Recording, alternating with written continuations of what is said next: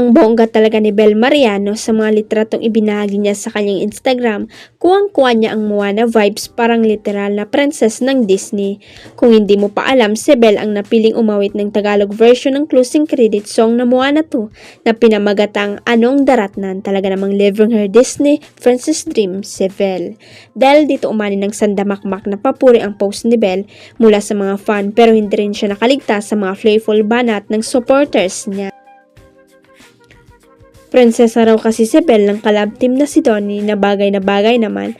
Paano ba naman may Disney Friends vibes din itong si Donnie, kaya swak na swak silang dalawa.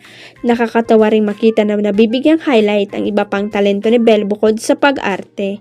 Hindi biro ang magbigay buhay sa isang Disney classic sa sariling wika. Isa itong malaking milestone para kay Belle, lalo't na't naghahanda rin siya para sa kanilang bagong serye ni Donnie, ang How to Spot a Red Flag, na malapit nang mapanood sa isang streaming platform. Biglang naungkat ang past ni Gerald Anderson sa interview niya with Jano Gibbs at Stanley Chi. Naging guest kasi siya recently sa The Men's Room ng One News page, at dyan inisa-isa ng dalawang host ang ilang kontrobersya na kinasasangkutan ng aktor. Matagal na ang ilang issue pero diretsaan pa rin itong inusisa sa aktor. Isa sa mga itinanong ay kung okay na raw ba sila ni Letter B. Biglang tumawa ng malakas si Gerald at halatang nagulat sa tanong ng dalawa. Matagal bago nakasagot ang aktor, ngunit ayon sa kanya hindi ko masagot ng 100%. Pero syempre sa side ko okay naman, ang tagal na nun ayon lang.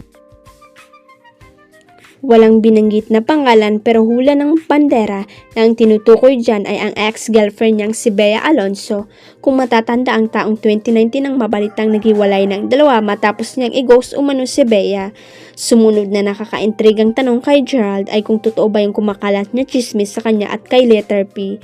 Sambit ni Gerald, ang tagal naman nun, chismis lang yun.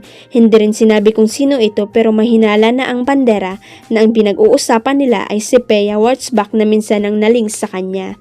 Maaalalang may chika pa noon na nag-date umano ang dalawa matapos magsama sa pelikulang My Perfect You. Walang naging kumpirmasyon about yan pero may mga nagsasabi na isa ito sa dahilan kaya nag-break sina Gerald at Bea. Huwag kalimutang i-click ang subscribe button at i-ring ang notification bell para sa latest at legit chika updates.